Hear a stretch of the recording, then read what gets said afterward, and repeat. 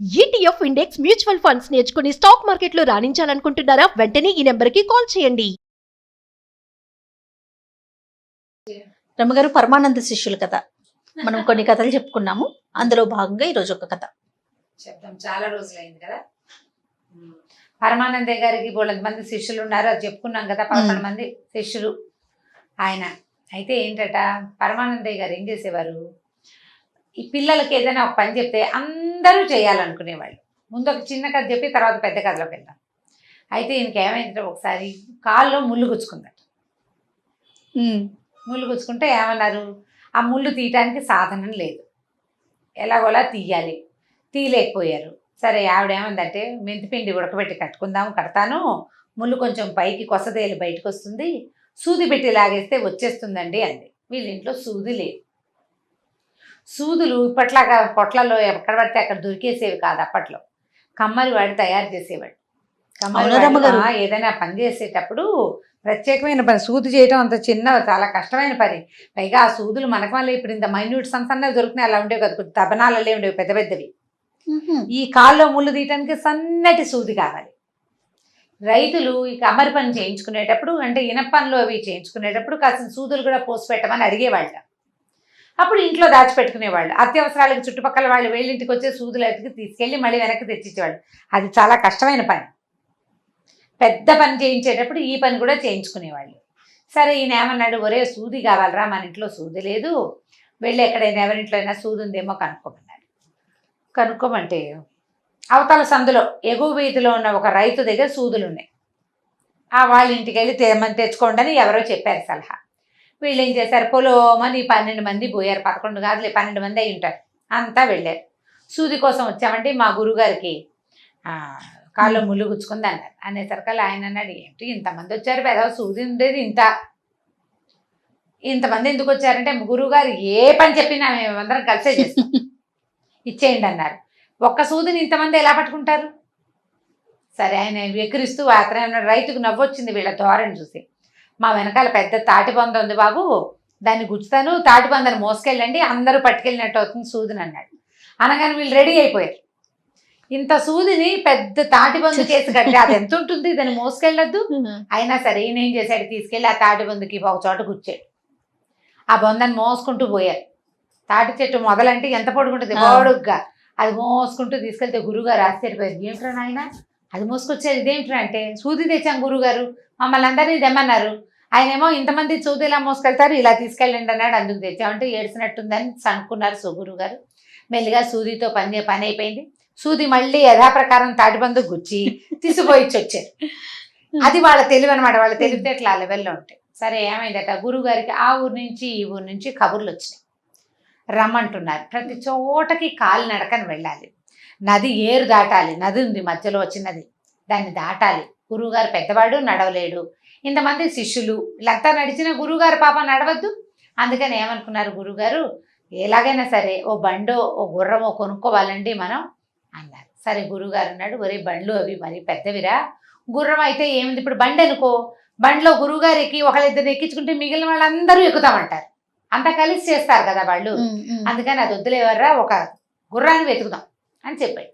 సరే, పిల్లలు ఏమన్నారు, విద్యార్థులు చుట్టుపక్కల ఊళ్ళలో చూసి గుర్రం ఎక్కడైనా సలీస్గా మంచి రేటు దొరికితే తెస్తామంటే ఆయన ఏం చేశాడు, 35 వరహాలు చేతిలో పెట్టాడు. గుంపంతా పోయారు గుర్రాలు కొనటానికి. ఒక గుర్రం కొనుక్కు రావాలి, ఏముంది ఆవులు కొనుక్కు రావటల్లా, అలాగే గుర్రం కూడాను అని అనుకున్నారు. అయితే ఏమైంది, ఒక ఊళ్ళో, అంటే చుట్టుపక్కల ఊళ్ళలో ఒక ఊళ్ళో చాలా గుర్రాలు ఒక పొలంలో మేస్తూ ఉంటాయని, అక్కడికి వెళ్తే వాళ్ళు ఏదైనా ఒక గుర్రాన్ని కొంచెం బేరం సాగిచ్చి ఇస్తారని వీళ్ళు తెలుసుకోగలిగారు. ఆ ఊర్లో ఎవరిలో కనుక్కుంటూ వెళ్ళారు. సరిగ్గా వీళ్ళు వెళ్ళిన పొలం పక్కన ఒక బూడిద గుమ్మడి తోట ఉంది. బూడిద గుమ్మడి కాయలు ఎప్పుడు చూడలే పాపం వాళ్ళ జీవితంలో. తోట నిండా అక్కడక్కడ గుమ్మడికాయలు కనపడుతున్నాయి. బూడిద గుమ్మడి పాదు కాయ బాగా పెరిగాక పాదు కొద్దిగా ఎండిపోతుంది, అంత గ్రీన్గా ఆకులుగా ఉంటుంది, పువ్వు పిందెలు అయిపోతాయి కదా, అంతంత గుమ్మడికాయ తెల్లగా. బూడిద గుమ్మడికాయలు ఎలా ఉంటాయి, పైన బూడిద పూసినట్టు ఉంటాయి. కనపడేసరికల్లా గుర్రాలు ఉన్నాయి పక్కనే, పొలంలో పక్కనే బూడిద గుమ్మడి తోట, ఈ పాదులు ఉన్న చేను కనపడేసరికల్లా అవి ఏమిటండి అని అడిగితే, ఆ చెయ్యను కాపలా ఉన్నవాడు పక్కపక్కనవి, ఆ గుర్రాలు గుడ్లు పెట్టాయి అని చెప్పాడు. చెప్పేసరికల్లా వీళ్ళు అనుకున్నారు గుర్రాలు గుడ్లు పెడతాయన్నమాట. ఎంత బాగున్నాయి, ఎంతంత గుడ్లురా, ఇంత గుడ్డులోంచి ఎంత పిల్ల వస్తుందో, ఇంత కోడి గుడ్లోంచి బుచ్చికిమని ఇంత పిల్ల వస్తుంది, చిన్న పక్షి గుడ్డులోంచి అంత పిల్ల వస్తుంది, ఇంత గుర్రపు గుడ్డులోంచి ఎంత గుర్రం వస్తుంది ఆలోచించుకుని ఏమనుకున్నారు, ఒక పెద్ద గుర్రాన్ని కొనే బదులు బోల్డ్ రేట్ అయిపోతుంది, ఒక గుడ్డు కొనుక్కెళ్తే సరిపోతుంది, బాగుంటుంది కదా అని ఆలోచించి ఆ తోట కాపలా ఉన్న పెద్ద ఆయన వెళ్ళిపోయాడు. ఒక కుర్రాడు ఉన్నాడు. ఆ కుర్రాన్ని బతిలాడారు, బాబాబు ఒక గుర్రపు గుడ్డు అమ్ముతావా, మేము కొనుక్కుంటామన్నారు. అనేసరికల్లా వీడికి నవ్వు వచ్చింది. డబ్బులు వస్తాయి కదా అని, అలాగేనండి, కానీ గుర్రం గుడ్డుని మీరు ఏం చేస్తారండి అయ్యవార్లు మీరంతా అని అన్నాడు. ఏముంది పొదుగుతాం అన్నారు. పొదుగుతారు, ఎలా పొదుగుతారండి అంటే, ఏముంది పక్షులు చేయటంలా మేము చూడలా, మా ఇంటి దగ్గర బోళ్ళు కాకుగుళ్ళు ఉన్నాయి, పిచ్చి గుళ్ళు ఉన్నాయి, పక్షి గుళ్ళు మాకు తెలుసు, కోళ్ళు కూడా నాకు తెలుసు. గుడ్డు ఉంటుందా, దాని మీద కోడి కూర్చుంటుంది, అట్లనే లేదా తల్లి పక్షి కూర్చుంటుంది. తల్లి పిచ్చిక వెళ్ళిపోయినప్పుడు తండ్రి పిచ్చిక కూర్చుంటుంది, ఎవరో ఒకటి కూర్చోవాలి అంతే. కాబట్టి మా ప్లాన్ ఏంటంటే ఇది తీసుకెళ్ళిపోతాం, ఒక మూల చీకట్లో పెడతాం, గొడ్డ సావిట్లో చేపగా ఒకటి కూర్చుంటాం, ఒకటి టర్న్ అయిపోయాక వాడు లేచి వెళ్ళిపోతే ఇంకోటి వచ్చి కూర్చుంటాడు. మొత్తానికి గుర్రపు గుడ్డు పొదగాలి అంతే. ఇప్పుడు చిన్న గుడ్డు అయితే పక్షులు పొదిగేస్తాయి, పెద్ద గుడ్డు కదా గుర్రాన్ని ఎక్కడి నుంచి తెస్తాం, తల్లి గుర్రాన్ని తేలేం కదా. కాబట్టి మేమే పొదుగుతాం అంటే వాడికి పట్ట చెక్కలయ్యేలాగా నవ్వొచ్చింది. ఏమనుకున్నాడు, సరే అందరికీ 30 రూపాయలండి, మీకైతే 20కే ఇస్తానన్నాడు. 20 వరహాలు ఇచ్చి పావలా కూడా చేయని బూడిది గుమ్మడికాయను ఒకదాన్ని మంచి సైజు బాగా బూడిది పట్టి చక్కగా ఉన్న ఒక గుడ్డును ఒకదాన్ని కొనుక్కున్నారు. డబ్బులు వాడికి ఇచ్చేశారు 20, ఇంకా 10 మిగిలింది. చూసారా, గురువుగారు 30 ఇచ్చారు గుర్రానికి, 20లో తెచ్చేసాం తెలివిగా. 4 రోజులు పొదిగితే చక్కగా మన పిల్ల పైగా వాళ్ళ అమ్మ కావాలని అయ్య కావాలని ఎందుకు అడుగుతుంది, మనం పొదిగాం కాబట్టి మనమే అమ్మ నాన్న దానికి చక్కను హాయిగా అని అనుకుని పట్టుకుపోయారు. ఈ పట్టుకెళ్తుంటే ఏమైంది, మొయ్యాలి కదా, సరే ఒకడు మోసుకెళ్తుంటే అందరినీ తీసుకురమ్మన్నారు గురువు గారు కాబట్టి తలా ఒక చెయ్యి వేస్తున్నారు దాని మీద. మళ్ళీ మొదట మోసిన వాడికి బరువుగా ఉంటే రెండో వాడి చేతిలోకి మారుస్తున్నారు, మధ్యలో చేతులు అందిస్తున్నారు, దానికి వెచ్చగా ఉండటం కోసం. ఒకటి గురువుగారు కలిసి తీసుకురమ్మన్నారు కాబట్టి కలిసి తేవడం కోసం. ఈ సందట్లో ఈ చేతులు మారే వ్యవహారంలో వాళ్ళల్లో ఒకడు కాస్త ఏమైంది, ఒక కారు ఏదో దానికి కాలికి తట్టుకుని ముందుకు పడి ఈ కాయ కాస్త భళ్ళుమని పడింది. ఇంత ఇప్పుడు వీడి ఇక్కడ నుంచున్నాడు, వీడు ముందుకు పడ్డాడు అంటే వీడు ముందుకు పడ్డా, కాయ దూరం గుండ్రగా బరువు కదా, రాయి విసిరినట్టు దూరంగా వెళ్ళి పడింది. సరిగ్గా అది పడిన పొద పక్క నుంచి ఒక కుందేలు కూర్చునింది అక్కడ. ఇది కాయ పగలంగానే అది హదాట్న ఢామని శబ్దం అయ్యేసరికి అలా కుందేలు పిల్ల బెదిరి ఒక్క ఎగిరి పరిగెత్తింది. వీళ్ళేమనుకున్నారు, గుడ్డు పగిలి పిల్ల ఎగురుతోంది అనుకున్నారు. పరిగెత్తారు, ఒరే గుర్రపిల్ల పారిపోతుందిరా, దొంగ ముక్క మోసం చేసేసింది, 20 రూపాయలు ఇచ్చి కొన్నావు, దాన్ని పట్టుకోండిరా అన్నారు. మొత్తం గుంపంతా పరిగెత్తారు దాని వెనకాల. ఇక అటు పరిగెత్తారు ఇటు పరిగెత్తారు, ఏమైనా సరే అది కాస్త దొరకలేదు. ఇంతలో ఏమైంది, ఈ పొదల వెంట పొట్ల వెంట చెట్ల వెంట వెతికేసుకుంటున్నారు. ఆ దారిని పోతున్న ఒక ధనికుడ భూస్వామి ఒకడు కనపడ్డాడు. అయ్యవార్లు ఏంటండి అడవులు బడిటా చేస్తున్నారు అంటే, గుర్రపు గుడ్డు పగిలిపోయిందండి, పెళ్ళి ఎగిరిపోయింది, దానికోసం వెతుకుతున్నారు. ఆయనకు అర్థం కాల, గుర్రానికి గుడ్డు ఏమిటి, అది పగలటం ఏమిటి, అందులోంచి పిల్ల ఏమిటి, అది ఎగిరిపోవటం ఏమిటి. దూకేసిందండి, మేము చూసాం, తెల్లగా ఎంతుంది చెవులు అదిను. వీళ్ళు చూసింది కుందేల్ని, అది కుందేలని తెలీదు, ఆ గుడ్డులో నుంచి వచ్చిన గుర్రపిల్లగా వాళ్ళు భావిస్తున్నారు. సరే అక్కడి నుంచి ఆయన బాగా సాకల్యంగా విషయం కనుక్కున్నాడు, ఏం జరిగింది ఏం చేశారని. అప్పుడు వీళ్ళు బూడిద గుమ్మడికాయని నమ్మి మోసపోయారని అనుకుని, అయ్యో పాపం మీకు ఎంత కష్టం వచ్చిందండి, ఇక్కడే మా ఇల్లు పొలాలు దాటాక రండి అన్నాడు. రండి అంటే ఆయన ఒక గుర్రం మీద వస్తున్నాడు. వీళ్ళేమనుకున్నారు, ఈయనతో వెళ్దాము, ఈయన దగ్గర చక్కగా గుర్రాలు అవి ఉన్నట్టున్నాయి, ఈయనకి గుర్రం సంగతి బాగా తెలిసి ఉంటుంది అని అనుకుని, బాబు మీరే ఏదైనా ఒక మంచి గుర్రం ఇప్పించాలంటే 20 రూపాయలు పోసాం, 20 వరహాలు, అది కాస్త ఇట్లా మోసం చేసేసింది గుర్రపిల్ల, ఎటుపోయిందో, ఆ గుడ్డ మీద వాడి ఇంటికి వెళ్ళిపోతుందో ఏమిటో దొంగమొహం అది అని తిట్టుకున్నారు. ఆయన అన్నాడు, సరే బాబు పొద్దున్నుంచి పొలాన్ని వెంబడి పడి తిరుగుతున్నారు, రండి అన్నాడు.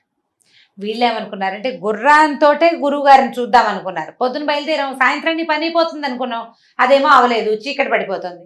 ఈయన రమ్మంటున్నాడు కదా అని వాళ్ళు ఇంటికి పోయేసరికల్లా సరే ఆ రాత్రికి అక్కడ అన్నాలు తిని గుర్రం కొనుక్కునే వెళ్తామండి, వృధాగా 20 రూపాయలు వేస్ట్ చేసుకున్నాము, 10 రూపాయలు ఉంది మా దగ్గర, ఇంకొక గుర్రాన్ని చూసి పెట్టండి బాబు అని అడిగితే ఆయన జాలిపడి అన్నాడు, నా దగ్గర ఒక ముసలి గుర్రం ఉంది, కుంటిది గుడ్డిది, దానికి కన్ను కనపడదు, ఓ కాలు విరిగింది, పెద్దదైపోయింది, కానీ ఒక్క మనిషిని మోస్తుంది. మీ గురువుగారికి పెద్ద ప్రయాణాలు గాలప్పులు లేవు కదా, గాలపింగ్ లేదు, అదే పరిగెత్తక్కర్లా, గుర్రం నడిస్తే చాలు, ఆయనకి సారీ చేయటం రాదు కదా, కాబట్టి నా దగ్గర ఉన్న గుర్రం పట్టుకెళ్ళండి అంటే, బాబు మరి మా దగ్గర 10 రూపాయలే ఉన్నాయండి అన్నారు. అసలు డబ్బులు వద్దు నాయన, బ్రాహ్మలు మీరు వచ్చి మా ఇంట్లో అన్నం తిన్నారు, ఈ పూట ఉన్నారు, ఇచ్చేస్తా అని చెప్పేసి ఏం చేశాడు, ఆ గుర్రాన్ని వాళ్ళకి ఇచ్చేశాడు. ఆ గుర్రాన్ని ఎలాగోలా తోలుకుంటూ ఇంటికి తీసుకుపోయారు. ఒట్టిగా తోలటమే కాబట్టి అది వచ్చేసింది. అక్కడి నుంచి గురుగారి దగ్గరికి వెళ్ళి వ్యవహారం అంతా చెప్పారు. గురుగారు ఇలాగైందండి, ఇదండి అని చెప్పారు. చెప్పేసరికి బాగానే ఉంది. గురుగారు ఏమన్నాడు, పోనీలేండరా 20 రూపాయలు ఖర్చు పెడితే పెట్టారు, ఎంతకా గుర్రాన్ని తెచ్చారని సరేననుకున్నారు. గుర్రానికి ఏదో మేపారు, అవి ఇవి పెట్టారు. మర్నాడు ఏదో ఊరు వెళ్దాం అనుకున్నారు. చక్కగా ఒక గీను కళ్ళెము పట్టించి గురువు గారిని గుర్రం ఎక్కించారు. ఆ గుర్రము చాన్నాళ్లుగా మనుషులు ఎక్కడ మానేశారు దాని మీద. గురువుగారు స్థూలకాయుడు, పైగా వీళ్ళు 12 మంది మనుషులకి బెదిరిపోతుంది అది. దానికి అలవాటు తప్పిపోయింది. ఇంత బరువు, పైగా వీళ్ళు హే హే అంటారు, నడిపిస్తారు. ఒకడేమో గడ్డి పరకలు పుచ్చుకుని దాని పక్కన నడుస్తాడు తినడానికి, ఇంకోడేమో పక్క నుంచి మాలిష్ చేస్తాడు. ఆయన చెప్పాడు గుర్రానికి ఏం పెట్టాలి, ఎలా మాలిష్ చేయాలి అవన్నీ చెప్పాడు అనమాట. అవి ఎప్పుడు చేయాలి, పొద్దున పూట తిండి పెట్టాలి, మధ్యాహ్నం మాలిష్ చేయాలి, సాయంకాలం ఏదైనా గుగ్గిళ్ళు పెట్టాలి. ఎంతసేపు మాలిష్ చేసేవాడు మాలిష్ చేస్తూ ఉంటాడు, గడ్డి పుచ్చుకొని తిరుగుతుంటాడు దాని వెనకాల పడి. అక్కడి నుంచి తోక అది నడవట్లేదు అనుకోండి, తోక నలపాలండి అని చెప్పాడు అనమాట. తోకను గట్టిగా నలిపితే నడవాలని తెలుస్తుంది అన్నాడు. ఇప్పుడు గురువుగారు ఎక్కిన దగ్గర అది నుంచునే ఉంది, దాని తోక ఒకటి నలుపుతూనే ఉంటాడు, అదే పని వాడికి. ఒకటి రుద్దుతాడు, ఒకటి గడ్డి పుచ్చుకుని నడుస్తాడు. ఎలాగోలా నడిస్తే అది 2 అడుగులు ముందుకేస్తుంది, 3వ అడుగు వెనక్కేస్తుంది, గుండ్రంగా ఒకచోటే తిరుగుతుంది. ఎందుకంటే దాన్ని సంవత్సరాలుగా కట్టేసి ఉంచుతున్నారు, రాట చుట్టూతా తిరగటమే గానుగెద్దులాగా అలవాటైపోయింది. అది వెనక్కి తిరిగి ఇలా రౌండ్ గా తిరుగుతుంది, హే హే అంటారు, అప్పుడు 2 అడుగులు ముందుకేస్తుంది, మళ్ళీ వెనక్కి తిరుగుతుంది. గురువు గారు విసిగిపోయాడు ఆ ప్రయాణంతో. ఏం చేసినా అది ముందుకు నడవటల్లా, ఏమీ లాభం లేదు.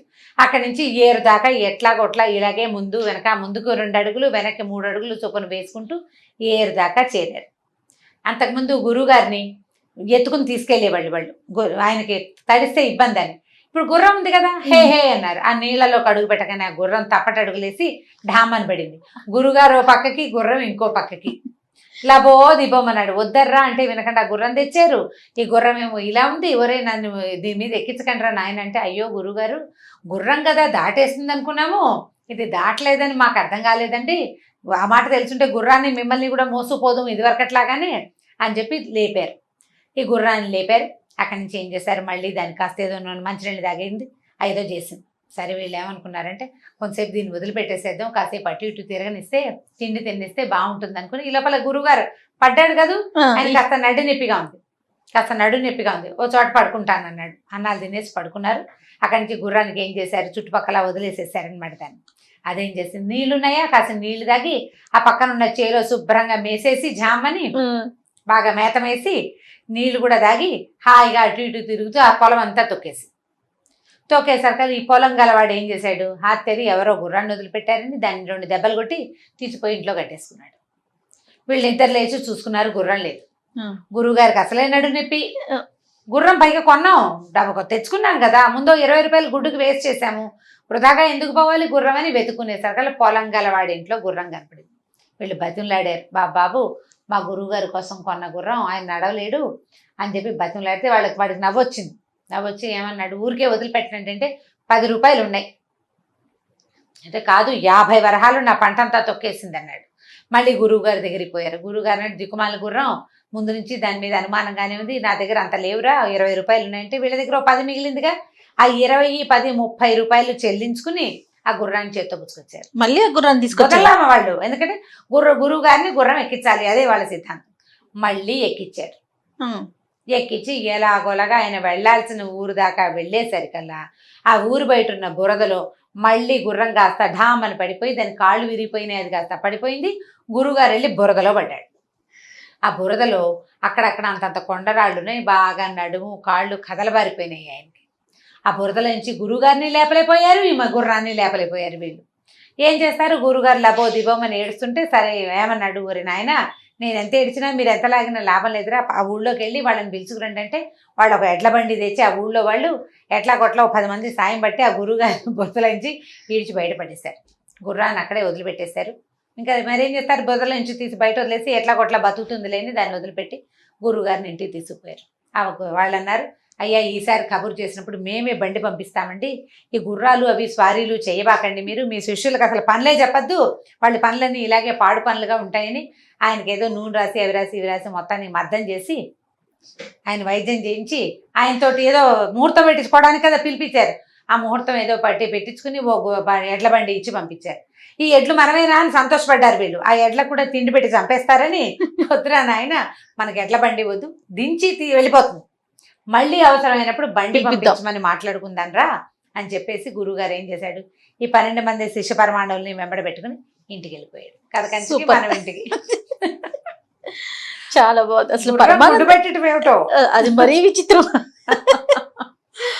కానీ ఇవి నిజంగా జరిగిన సంఘటనలేనంటారు రామగారు, లేకపోతే మనకి అయ్యిందంటారు జయ, ఎప్పుడో ఏదో శాపవశాత్తు వాళ్ళు పుట్టారని అదని చెప్తారు.